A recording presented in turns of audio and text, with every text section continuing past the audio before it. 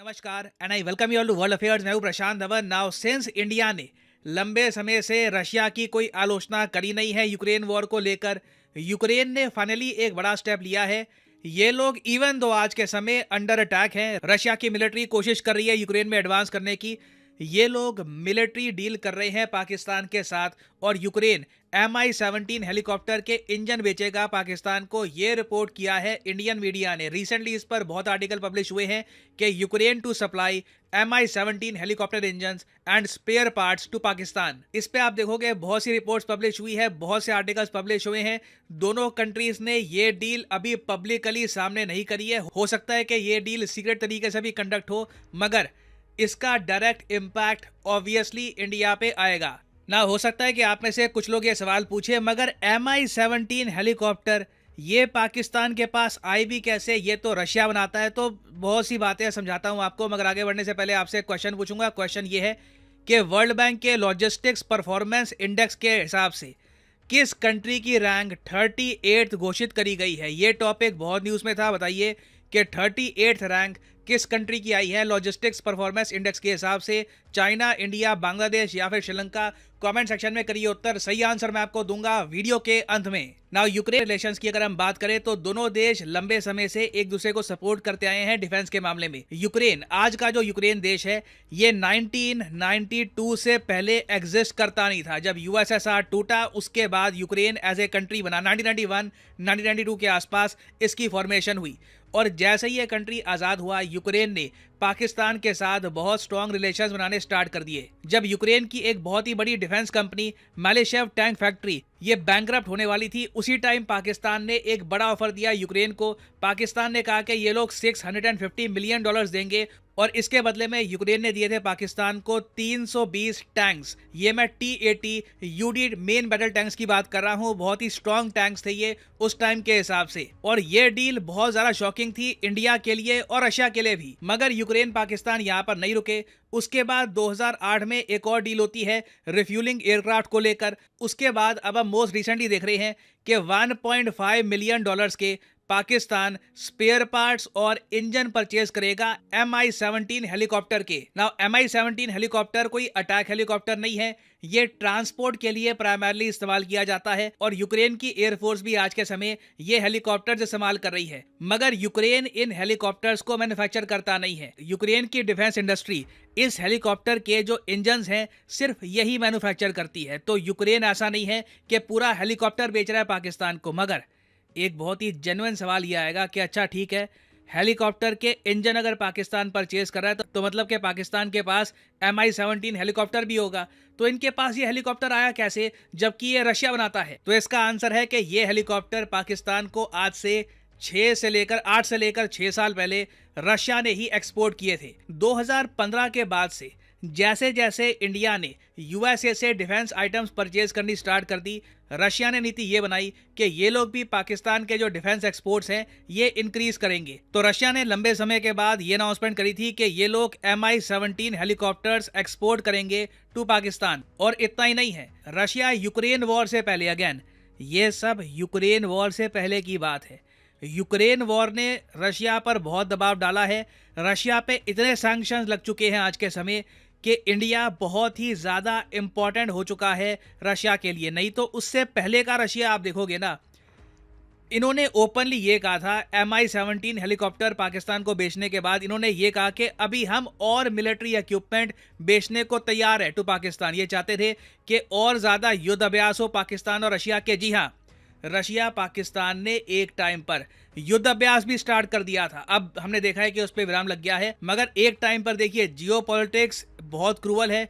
कोई यहाँ पर परमानेंट दोस्त नहीं है, परमानेंट दुश्मन नहीं है। रशिया ने जब ये बात नोटिस करी कि चाइना के प्रेशर को काउंटर करने के लिए इंडिया एक पार्टनरशिप बिल्ड कर रहा है USA के साथ, इन्होंने इमीडिएटली पाकिस्तान को मिलिट्री इक्विपमेंट प्रोवाइड करना स्टार्ट कर दिया था। और मैं आपको ये भी बता दूं कि अगर यूक्रेन वॉर में रशिया बुरा ना फंसता, मान लो हाइपोथेटिकली स्पीकिंग कि रशियन मिलिट्री को पहले देखते ही यूक्रेन की मिलिट्री बिल्कुल सरेंडर कर देती और यूक्रेन रातों रात रशिया कब्जा लेता, कोई बड़ी बात नहीं थी। रशिया ये नीति आगे कंटिन्यू भी रखता। मगर यूक्रेन वॉर ने सब कुछ चेंज कर दिया है। अब आप देखोगे अब सरगई लावरोव ऐसी स्टेटमेंट्स नहीं देते।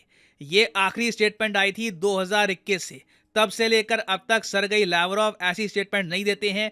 बीच में रशिया के विदेश मंत्री काफी बार भारत की जो इंडो पैसिफिक पॉलिसी है इसकी भी आलोचना करते थे। अब इंडो पैसिफिक पर भी ये उतनी ज्यादा कमेंट्स करते नहीं है जितनी एक टाइम पे किया करते थे। और आप देखोगे रशिया ने रिसेंटली जो अपनी नई विदेश नीति बनाई है उसमें बहुत ही ज़्यादा इंपॉर्टेंस दी है भारत और चीन को। इंडिया के बारे में तो उन्होंने बहुत बातें लिखी हैं कि इंडिया हमारा मेन एलाई रहने वाला है, इंडिया पे हम बहुत डिपेंड करेंगे।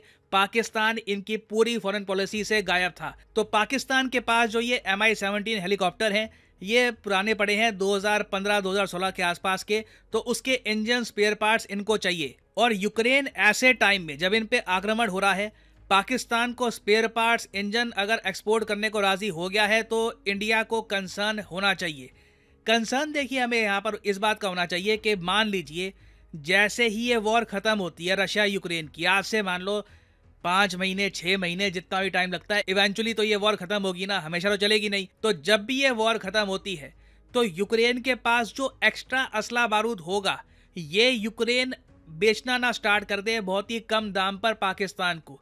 इसकी पॉसिबिलिटी है क्योंकि याद रखिएगा यूक्रेन को आज के समय बिलियंस ऑफ डॉलर्स का मिलिट्री इक्विपमेंट मिल रहा है, primarily from USA and United kingdom. Definitely ये सारा मिलिट्री इक्विपमेंट रशिया के अगेंस्ट यूज नहीं करने वाले, बहुत सारा इक्विपमेंट ये अपने पास रखेंगे। सरकारों की नीति होती है, इन्होंने ऑलरेडी मन बना लिया होगा कि बहुत सारा इक्विपमेंट ये रखेंगे अपने पास और बाद में अपनी डिफेंस इंडस्ट्री को खड़ा करने के लिए ये अमेरिकन डिफेंस इक्विपमेंट बाकी कंट्रीज को बेचेंगे भी। तो इंडिया के लिए कंसर्न की बात यह होगी कि पाकिस्तान जो इकोनॉमिक रूप से बहुत कमजोर हो चुका है, इसे एक सस्ता वेपन सप्लायर ना मिल जाए यूक्रेन के रूप में। It is very much possible, और आज नहीं तो कल इवेंचुअली इंडिया को ये इशू यूक्रेन के साथ रेस करना होगा।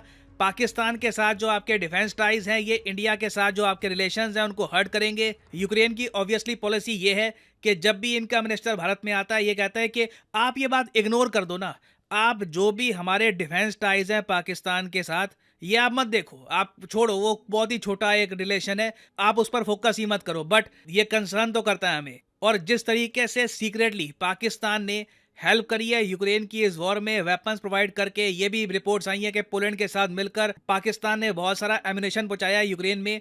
इसके बदले में कुछ ना कुछ यूक्रेन रीपे तो करेगा पाकिस्तान को। तो यहाँ पे आप कह लीजिए ये एक पुराना डिफेंस रिलेशन है जो री इनविगरेट हो रहा है, वापस स्ट्रांग हो रहा है, और इसका नेगेटिव इंपैक्ट इंडिया पे डेफिनेटली पड़ेगा इन द नियर फ्यूचर। ना वापस आते हैं अपने क्वेश्चन की तरफ कि वो कौन सा कंट्री है जिसने 38 स्पॉट रीच किया है लॉजिस्टिक्स परफॉर्मेंस इंडेक्स में जो वर्ल्ड बैंक बनाता है। तो सही उत्तर यहाँ पे है option B, the country of India. देखिए इस इंडेक्स में नंबर 1 पे है सिंगापुर। सबसे बढ़िया लॉजिस्टिक्स आपको मिलेगा यहाँ पे, मतलब कि ओवरऑल सामान को ट्रांसपोर्ट करने का सिस्टम बहुत अच्छा है सिंगापुर में, छोटा देश है तो अच्छा ही होगा। नंबर 2 पे फिनलैंड है, और यहाँ पे आप देख पाओगे इंडिया की रैंक है यहाँ पर 38, चाइना की यहाँ पर रैंक 19 है। हमारी कोशिश होनी चाहिए कि आने वाले कुछ सालों में हम टॉप 20 में आ जाएं, इससे हम ज़्यादा मैन्युफैक्चरिंग जॉब्स अपने देश में अट्रैक्ट कर पाएंगे। और फाइनली यहाँ पर मैं ये भी ऐड कर दूं कि अनअकैडमी की जो 25% डिस्काउंट सेल थी, जिसमें टोटल डिस्काउंट वैसे आपको मिलता है 50% का, ये डिस्काउंट एक्सटेंड कर दिया जा चुका है इस महीने के एंड तक। बहुत सी डिमांड आ रही थी और कई बच्चे परचेज करना चाहते हैं ये कोर्स, तो ये जो डिस्काउंट है एक्सटेंड हो चुका है इस मंथ के एंड तक। तो फॉर एग्जांपल लेट्स से आप परचेज करना चाहते हैं यूपीएससी का कॉम्बो कोर्स, तो यहाँ पे कमेंट सेक्शन में जाओ, यहाँ पे आपको लिंक मिलेगा UPSC CSC GS plus optional. इस लिंक पर करिए क्लिक और यहाँ पे आप परचेज कर पाएंगे ये कॉम्बो कोर्स, जिसके जरिए आप यूपीएससी प्रीलिम्स मेंस ऑप्शनल तीनों की ही तैयारी कर सकते हैं इन अ सिंगल परचेज, और आपको फ्लैट 50% का डिस्काउंट मिलेगा। और ये डिस्काउंट अवेल करने के लिए कोड यहाँ पर डालिएगा PD10 और अपने आप प्राइसेस गिरना स्टार्ट हो जाएंगे। You will be able to save a lot of money, so use the code PD10 and save money. इसी नोट के साथ ये है वीडियो कांत। Thank you for listening and as always God bless you all.